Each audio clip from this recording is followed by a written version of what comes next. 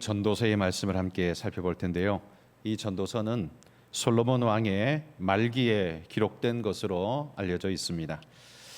저는 개인적으로 솔로몬을 좋아하지 않습니다.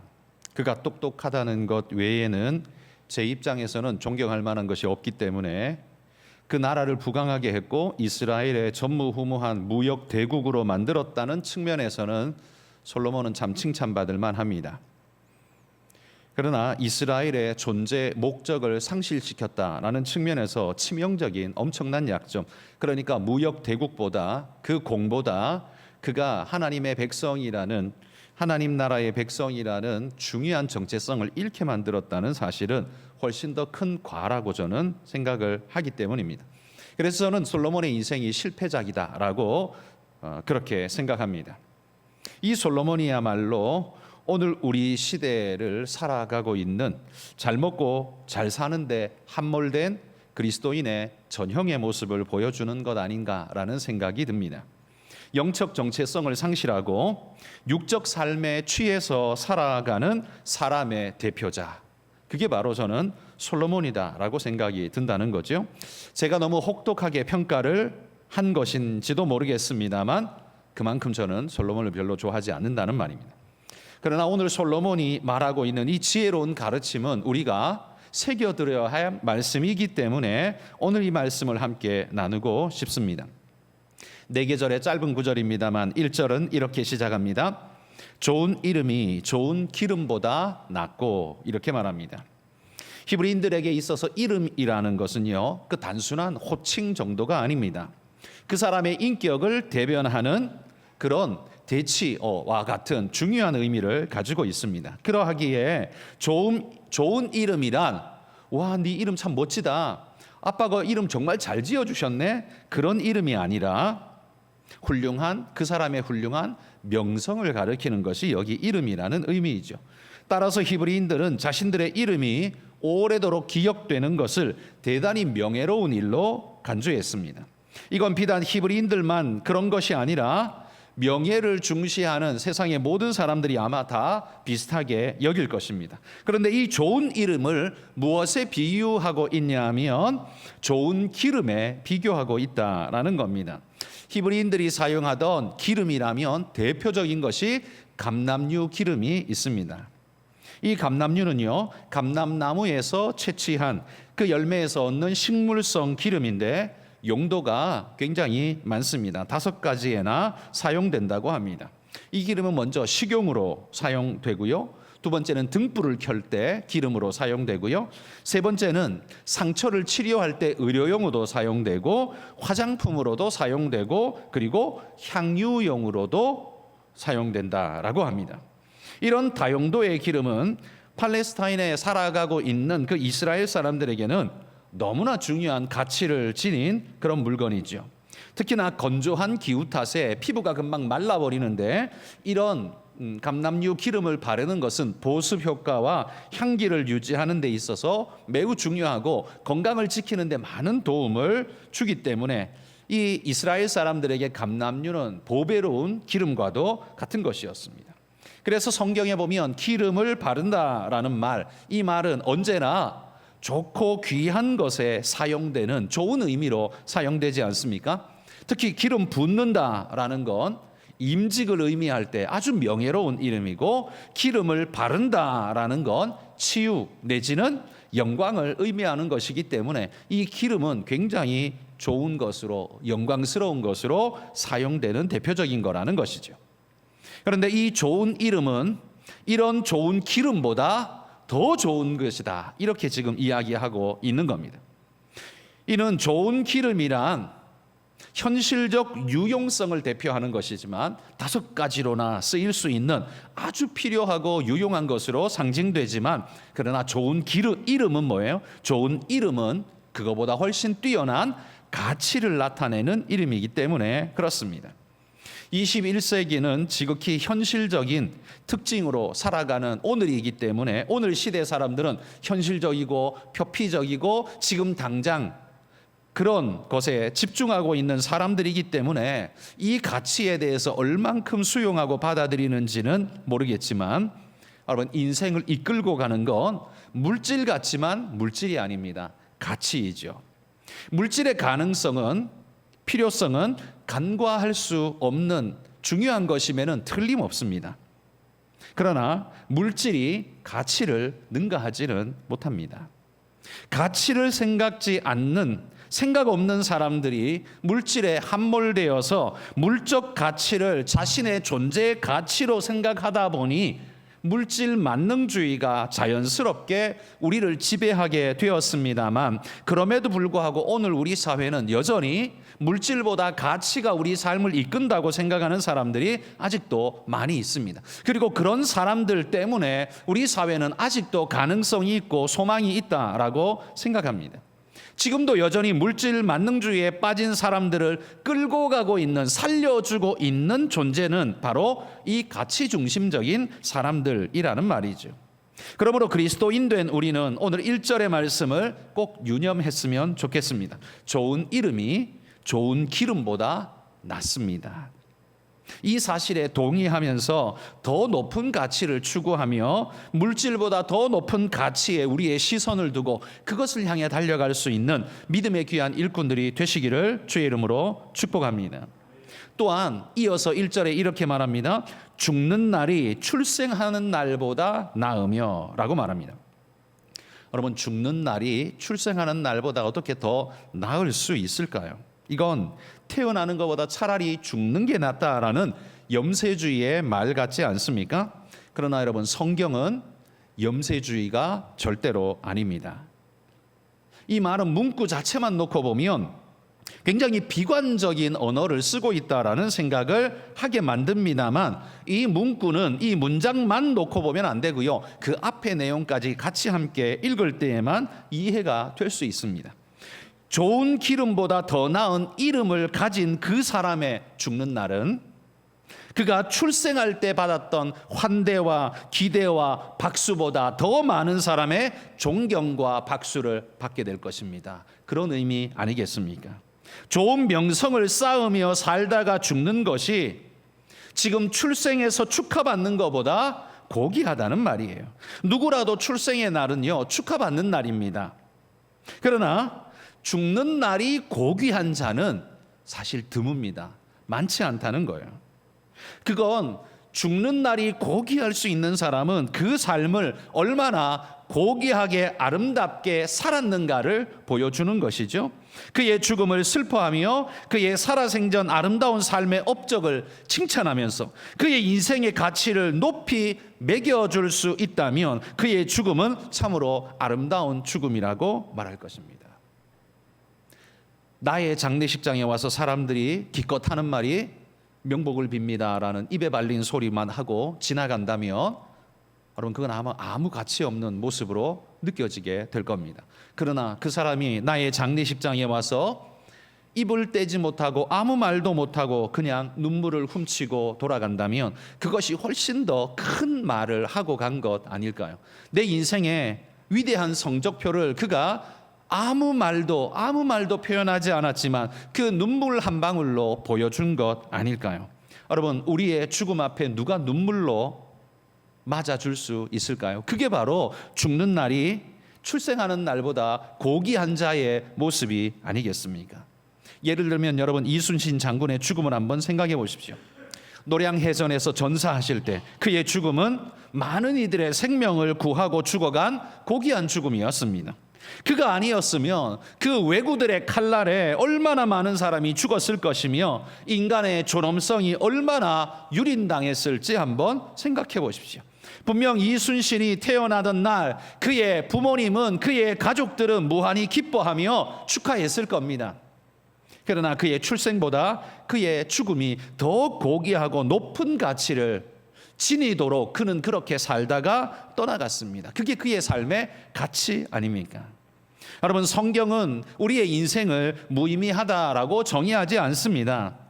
이 땅의 삶을 무의미하다라고 말해야만 천국이 부각된다라고 생각하는 그런 어리석은 생각을, 그런 무지한 생각을 여러분, 우리 하지 말기를 바랍니다. 가끔씩 기도할 때도요, 대표 기도할 때도 천국을 부각하기 위해, 하나님을 부각하기 위해 상대적으로 세상이나 다른 걸 너무 깎아내리는 비하하는 용어들이 쓰일 때는 참 듣기가 굉장히 불편합니다. 하나님이 그런 세상을 만들었나? 하나님이 그런 세상을 구원하려고 십자가 지셨나? 이런 생각이 절로 들 만큼 너무 마음이 오히려 아픕니다. 여러분, 우리는 세상을 그렇게 비하할 필요 없습니다. 그래야만 천국이 부각되는 게 아닙니다. 그러지 않아도 천국은 무엇과도 비교할 수 없는 고귀한 것임에 틀림이 없습니다. 우리가 굳이 깎아내려야만 그것이 올라갈 만큼 그렇게 낮은 곳에 있는 게 절대 아니라는 말이죠. 그러니 여러분, 우리가 이 세상을 너무 염세주의자처럼, 비관자처럼 이 세상을 짓밟아야, 짓눌러야, 함부로 말해야 믿음이, 천국이, 우리의 예수님이 고귀해지는 것처럼 너무 그렇게 생각할 필요 없다는 겁니다. 억지 쓰지 말고 말 그대로 순수한 내 마음에서 우러나는 진짜의 마음으로 하나님 앞에 기도하고 찬양하고 예배할 수 있을 때, 여러분, 그게 훨씬 더 아름답고 복된 것 아닐까요? 불신자들 앞에 하나님이 지으신 이 세상을 보십시오, 이 꽃과 나무와 새들을 보십시오 라고 말할 때 그들이 갖는 마음과 이 썩을 세상, 한 놈도 구원받을 자 없고 다 죽어 지옥 갈 거야 라고 말할 때 느끼는 불신자들의 마음에 갖게 되는 생각, 둘 중에 뭐가 더 하나님께로 가까이 오게 만드는 생각일까요? 후자는요, 가까이 오게 만드는 게 아니라 더 멀리 쫓아내버립니다. 오히려 전자가 더 가깝게 오게, 마음 문을 열게 만든다는 겁니다. 그러니까 우리가 좀 실수하는 게, 하나님을 높이려고 사람을 너무 짓밟아버리고 천국을 높이려고 세상을 너무 짓밟아버리는 그런 언어, 그런 용어들은 가급적 우리가 좀 삼가했으면 좋겠습니다. 성경은 우리 인생을 무의미하다 절대로 말하지 않기 때문입니다. 우리가 살아가는 우리의 삶이 무가치하다, 쓸모없다, 쓰레기 같다, 절대로 이렇게 말하지 않기 때문입니다. 여러분, 출생하는 날이 의미 없다, 지금 이렇게 말하는 게 아니잖아요. 출생하는 날이 의미 없다고 말하는 게 아니라 죽는 날이 출생하는 날보다 더 나은 고귀한 이름을 가지라고 지금 말씀하고 있는 것뿐입니다. 그러니 여러분, 오해하지 마시고, 곡해하지 마시고, 엉뚱하게 잘못 말하지 마시고, 말씀 그대로 세상을 볼 수 있는 우리가 바른 눈을 가질 수 있기를 소망합니다. 또한 2절은 이렇게 말합니다. 초상집에 가는 것이 잔치집에 가는 것보다 나으니, 이렇게 말합니다. 여러분, 초상집과 잔치집, 여러분은 이 둘 중에 어디에 더 가고 싶습니까? 성경은 초상집에 가라고 말합니다. 이유가 뭘까요?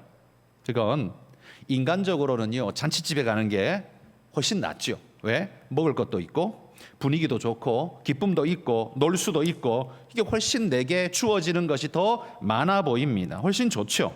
그러나 현실적으로는 잔치집이 더 낫습니다만, 그런데 왜 굳이 성경은 나더러 초상집에 가라고 말하는가? 여러분, 생각해 보십시오. 잔치집에 가면 내 입은 행복합니다. 그러나 내 영혼과 생각은 뭘 먹을까요? 내 입은 맛있는 걸 먹는데 내 영혼과 내 생각은 뭘 먹을까요? 아무것도 먹을 게 없습니다. 잔치집에는요, 생각이 정지됩니다. 생각할 필요가 없습니다. 웃고 떠들고 먹고 즐기고 그냥 뒷담화나 하다가 그냥 그렇게 오게 됩니다. 그러니까 생각에 더 이상 발전이 없고 그냥 그렇습니다. 잔치집에서는요, 생각이 깊어지는 게 아니라 보통 그냥 자기 생각의 나열, 적어도 그 정도, 아니면 퇴보, 그 정도로 끝날 확률이 상당히 높습니다. 발전도 없다는 말이죠. 그냥 즐기기만 하면 되기 때문에 그렇습니다. 그러나 반대로 초상집은 어떻습니까? 육개장 한 그릇 먹고 오겠죠. 먹을 것도 별로 없습니다. 재미도 없습니다. 슬프기만 합니다. 그러나 초상집에는 뭘 얻습니까? 인생에 대한 생각을 얻습니다. 자신에게도 찾아올 죽음을 생각하게 됩니다. 그래서 내가 사는 오늘에 대한 무게감을 다시 느끼고 함부로 살지 말아야겠다라는 결심을 하게 됩니다. 그러니까 잔치집은 내 입이 즐겁지만 초상집은 내 영혼이 유익합니다. 인생의 가치와 무게를 생각하고 삶에 대해 좀 더 진지한 성찰을 하게 되기 때문이죠. 그래서 삶이 깊어지는 겁니다. 잔치집은요, 도표로 만들어 보자면 잔치집은 몸에 유익합니다. 그리고 특징은 드링킹, 먹고 마시자, 이게 특징일 겁니다. 그리고 그것은 오늘 현재의 중심을 이루고 있는 삶이죠. 그러나 초상집은 어떻습니까? 영의 유익이 있습니다. 그리고 그 특징은 드링킹이 아니라 thinking에 있습니다. 생각하게 되죠. 하나님을 생각하게 되고 인생을 생각하게 되고 내일을 생각하게 됩니다. 그래서 그 초상집은 미래를 중심으로 내일을 바라보며 살아가게 만드는 미래 중심적 삶을 살게 한다는 겁니다. 그래서 3절의 말씀은 이렇게 말합니다. 슬픔이 웃음보다 나음은 얼굴에 근심하는 것이 마음에 유익하기 때문이니라. 여러분, 이 말을 해석하면 근심이 그냥 좋다, 이런 말을 하는 걸까요? 그게 아닙니다. 초상집에서 슬픔을 딛고 인생을 생각하며 인생의 깊이를 더해갈 때 그때 우리 마음에 유익이 된다라는 이야기를 지금 하고 있는 겁니다. 그래서 4절에 보면 지혜자의 마음은 초상집에 있지만 우매자의 마음은 혼인집에 있다, 이렇게 표현하고 있는 겁니다. 지혜자의 마음은 언제나 인생을 궁구하지만 우매자의 마음은 그냥 단지 먹을 것에 집착하고 있는 모습이라는 말입니다. 그렇다면 여러분, 오늘 이 말씀에 빗대어 볼 때 나는 어떻습니까? 나는 우매자입니까? 아니면 지혜자입니까? 물질을 따라 살고 있습니까? 아니면 가치를 따라 살고 있습니까? 오늘 이 네 구절, 짧은 구절입니다만 이 구절에서 우리에게 전하고 있는 우매자의 특징 3가지를 오늘 말씀으로 나누고자 합니다. 우매자는 도대체 어떤 특징이 있는가? 첫 번째는요, 영혼보다 몸에 집중한다는 것입니다. 이 말은 여러분 또한 오해하시면 안 됩니다. 성경은 몸의 가치, 육의 가치를 하찮게 본다라고 말하면 안 됩니다. 몸에 근육이나 키우는 바디빌더들은 쓸데없는 짓거리나 하는 존재들이야, 그렇게 말하는 게 아니라는 말이에요. 몸의 무가치성을 강조하는 것도 아닙니다. 단지 영혼의 가치를 생각하지 못하고 살아가는 어리석은 자의 태도를 우리에게 지적하고 있는 것일 뿐입니다. 바로 여기에 좋은 예가 2사람이 있습니다. 하나는 에서, 또 하나는 예수님입니다. 아니, 에서하고 예수님이 도대체 어떻게 비교가 될까? 성경의 이 2사람은요, 아픔을 대하는 상반된 자세를 우리에게 보여주고 있습니다. 에서는 사냥하러 나갔다가 몹시 시장하여서 집에 돌아왔습니다. 그냥 백가죽이 등가죽에 들어붙어 버린 것처럼 고통스럽습니다. 빨리 뭘 먹어야 될 것 같아요. 현기증도 오는 것 같습니다. 그런데 동생이 지금 붉은 죽을 자기 눈앞에서 쓰고 있는데 그 냄새가 심리밖까지 흘러가는 것 같습니다. 얼마나 먹고 싶었겠습니까? 그래서 동생한테 이 한 그릇 달라라고 요청합니다. 그런데 이 동생이요, 이 얄미운 동생이 그냥 한 그릇 주면 될 것을 꼭 조건을 답니다. 조건이 뭐였습니까? 장자권을 내게 팔라, 이렇게 이야기를 한 겁니다. 여러분, 장자권의 가치하고 죽 한 그릇하고 이게 어떻게 비교가 가능한 일입니까? 이거 비교 불가의 것 아닙니까? 제가 에서라면 그냥 한 방 때리고 죽 빼서 먹을 것 같습니다. 그런데 에서는 어떻게 했어요? 이 말에 사로잡혀 가지고 이렇게 생각합니다. 내가 죽게 되었으니 장자의 명분이 내게 무엇이 유익하리요? 그러면서 장자 명분 팔아버립니다. 여러분, 이런 에서를 착하다고 말해야 될까요? 이거 미련하다고 말해야 될까요? 죽게 되었으니, 그러니까 죽음의 상황에서 그가 뭘 선택하는가를 보십시오. 그게 그 사람의 본질이라는 겁니다. 그게 그 사람의 수준이라는 말이에요. 그런데 예수님을 봅시다. 예수님도 똑같이 공경에 처했습니다. 겟세마네 동산에서 죽음을 앞둔 간절한 기도를 드릴 때 예수님은 제자들에게 이렇게 말했습니다. 내 마음이 매우 고민하여 죽게 되었으니 너희는 여기 머물라 나와 함께 깨어 있으라. 에서도 죽게 되었으니 장자의 명분이 내게 무엇이 유익하냐 그랬습니다. 예수님도 말합니다. 내가 매우 고민하여 죽게 되었으니. 에서도 예수님도 죽게 되었다고 말하는 똑같은 극한의 상황에 처해 있습니다. 물론 예수님의 상황과 에서의 상황은 비교 불가의 상황이지만 에서 개인으로서는 되게 힘든 시간이었던 거죠. 그러나 그 죽게 되었으니의 순간에 이 둘은 선택이 완전히 달랐습니다. 에서는 어때요? 에서는 망령된 선택을 했고 예수님은 생명의 선택을 했습니다. 죽게 되었다고 해서 다 똑같이 그런 망연된 선택을 하는 게 아니라는 사실을 예수님이 우리에게 보여준다는 말이에요. 에서는 바로 그런 상황에 육의 선택을 하고 예수님은 영의 선택을 하고 있는 것을 보십시오. 우매자의 특징은요, 영혼보다 몸에 집중한다는 겁니다. 우리는 지혜자가 되어서 몸보다 영혼에 더욱 집중할 수 있는 그런 예수님을 닮은 그런 제자들이 되시기를 주의 이름으로 축복합니다. 두 번째 우매자의 특징은 이겁니다. 오늘에 빠져서 허우적거리며 내일을 생각하지 않는 것이 그게 우매자의 특징입니다. 여러분, 잔치집은요, 내일을 걱정하지 않습니다. 내일을 걱정할 필요 없습니다. 오늘만 행복하면 됩니다. 그게 잔치집에 초대받은 사람들의 특징이죠. 그러나 초상집은 어떻습니까? 내일을 생각하게 합니다. 내게 다가올 죽음. 그에 앞서 그러면 나는 어떻게 살아야 할 것인가 라는 인생에 대한 그 깊은 철학적인 질문을 던지게 만든다는 거죠. 그러므로 잔치집은 오늘의 기쁨을 결정하지만 초상집은 내일의 삶의 방향을 우리에게 결정하게 해준다는 말이에요. 그래서 잔치집은 육신으로 유익하지만 초상집은 내 영혼의 삶에 유익하다라고 말하는 거예요. 물론 여러분, 오늘 즐거워하는 그것을 나쁜 것이라고 말하면 안 됩니다. 그건 나쁜 것이 아닙니다. 단지 내일을 생각하지 않고 오늘만 생각하는 짧은 생각을 우리는 경계해야 한다라는 말인 겁니다. 예수님도 비유에서 이렇게 말씀하셨습니다. 누가복음 12장 19절 20절 같이 한번 읽어봅시다. 또 내가 내 영혼에게 이르되 영혼아 여러 해 쓸 물건을 많이 쌓아두었으니 평안히 쉬고 먹고 마시고 즐거워하자 하리라 하되 하나님은 이르시되 어리석은 자여 오늘 밤에 내 영혼을 도로 찾으리니 그러면 내 준비한 것이 누구의 것이 되겠느냐 하셨으니. 여러분, 여기 이 사람이 소출이 많아서 곡간을 더 느려 짓는 것이 잘못된 일입니까? 그건 잘못된 일이 아닙니다. 그건 어리석은 일입니까? 그건 어리석은 일이 아닙니다.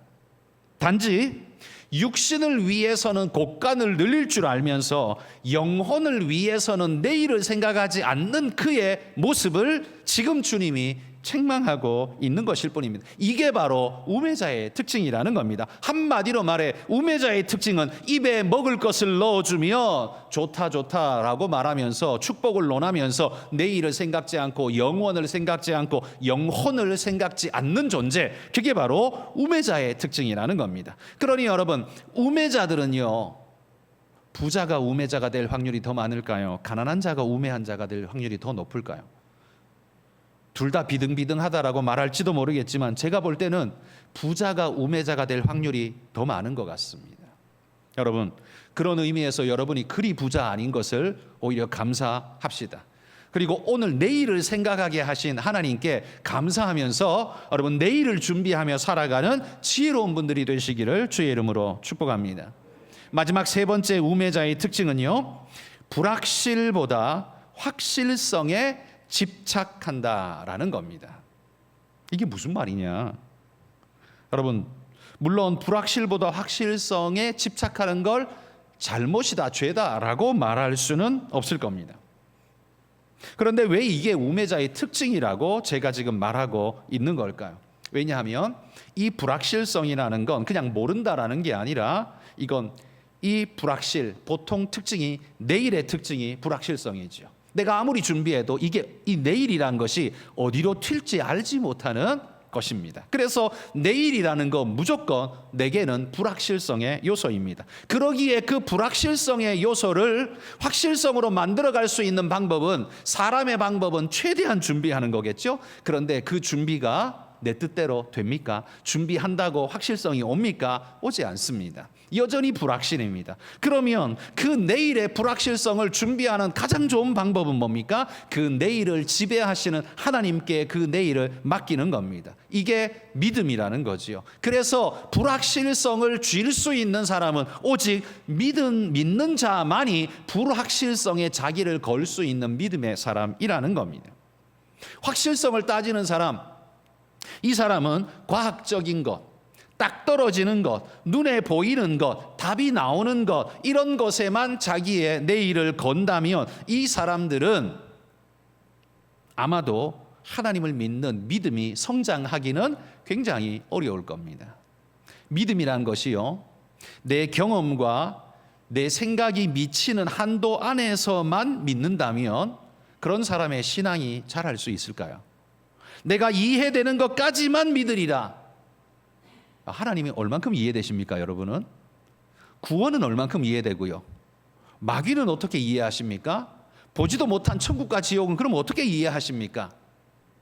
내가 이해되는 것만 믿으리라고 말하면요, 100% 그 사람은 믿음이 생기기가 어렵습니다. 그러나 여러분, 성령의 역사는요, 눈에 보이지 않는데, 이게 딱 떨어지는 수학의 답도 아닌데 놀랍게도 내 마음에 성령께서 믿음을 주셔서 그 불확실한 내일을 믿음으로 붙잡게 만드는 은혜의 역사가 내 안에서 일어나는 거예요. 이게 바로 성령의 역사입니다. 여러분, 이걸 경험하셨습니까? 여러분, 이런 경험이 우리에게 있어야 합니다. 내가 알기 때문에, 믿기 때문에, 가봤기 때문에, 수학적 답이 떨어지기 때문에 거기까지 가십니까? 여러분, 그건 믿음이 아니에요. 그건 믿음이 아닙니다. 그건 경험인 거지, 그건 절대 믿음이 아니에요.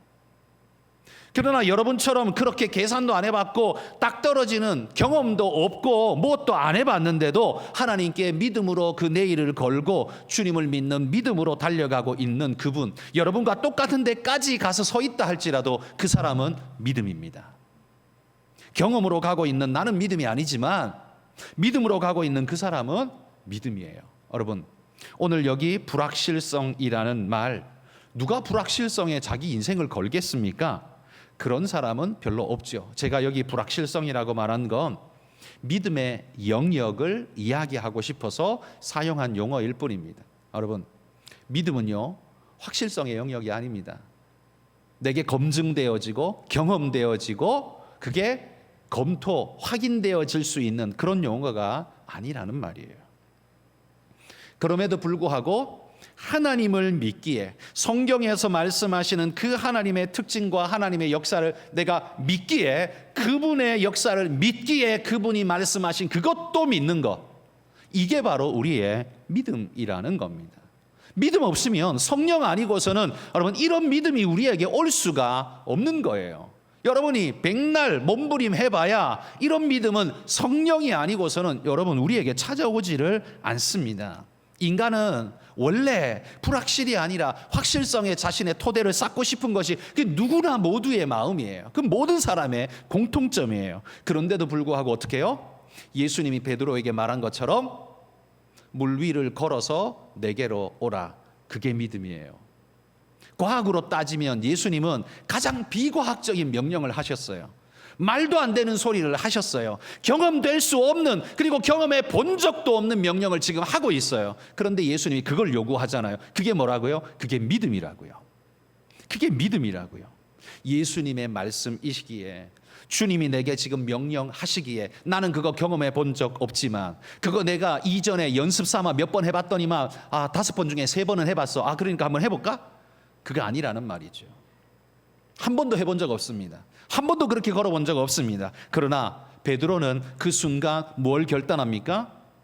예수님 말씀대로 물 위로 내 발을 내딛겠다는 결단을 하잖아요. 불확실성 속에 자기를 내어 맡기는, 뭐 때문에요? 예수님 때문에요. 예수님 없이 불확실성에 자기를 맡기는 자는 무모한 자이지 믿음 있는 자가 아닙니다. 그러나 우리는 무모한 도전을 하는 존재들이 아니라 하나님의 말씀, 하나님의 약속, 그분의 존재를 믿고 확신하기에 그분이 명하시는 물 위로 걸어서 내게로 오라는 그 말씀에 순종하여서 배 밖으로 발을 내디딜 수 있는 사람, 그게 바로 믿음이라는 거예요. 그게 바로 제가 세 번째 말하고 있는 불확실성, 바로 그것입니다. 불확실하지만 하나님의 말씀, 그분의 말씀이라면 나는 거기에 내 마음을 두겠습니다 라고 걸 수 있는 사람. 여러분, 우매자는요 그렇게 못한다는 말이에요. 그런데 세상이 볼 때는 어때요? 우리가 우매자로 보이죠. 그렇지 않습니까? 물 위를 걸어간다고? 저 우매한 존재가, 사람이 어떻게 물 위를 걸어? 그들이 볼 때는 우리가 엄청나게 우매한 존재예요. 그런데 우리가 볼 때는 어떻게 해요? 그들이 우매한 존재예요. 왜? 너무 과학적이기 때문에 하나님께로 갈 수 없는 존재들. 자기의 지식과 자기의 생각만 믿고 하나님께로 가는 길을 다 문 닫아버리는 존재들, 그러니 우매한 자이죠. 그게 우매한 자 아니면 뭡니까? 그러니까 그들이 우리를 향해 우매하다 말하는 것과 우리가 그들에게 우매하다고 말하는 게 완전히 다른 이야기죠. 뭐가 진짜 우매한 겁니까? 여러분이 믿음이 있으시다면 베드로의 길을 걸어가실 겁니다. 그러나 여러분이 믿음이 없고 과학적, 경험적 그런 삶을 사신다면 아마도 가룟 유다의 길을 걸어갈 확률이 매우 높겠죠. 은30에 예수님을 팔아버리는, 여러분, 그 풍랑이는 바다 위로 발걸음을 내디딜 수 있는 건 주님 때문이지 바다 때문이거나 나 때문이 아닙니다. 오직 주님 때문입니다. 여러분, 바로 이 불확실성에 내 믿음을 걸고 주님이기 때문에, 하나님이시기에 내가 거기에 발을 내딛습니다. 주님 믿음으로 내 발을 내딛습니다. 여러분, 이게 믿는 자이고 이게 승리자입니다. 여러분, 우리는 영적 우매자가 아니라 하나님의 은혜에 축복받는 믿음의 일꾼들이 다 되시기를 주의 이름으로 축복합니다. 기도하겠습니다. 하나님,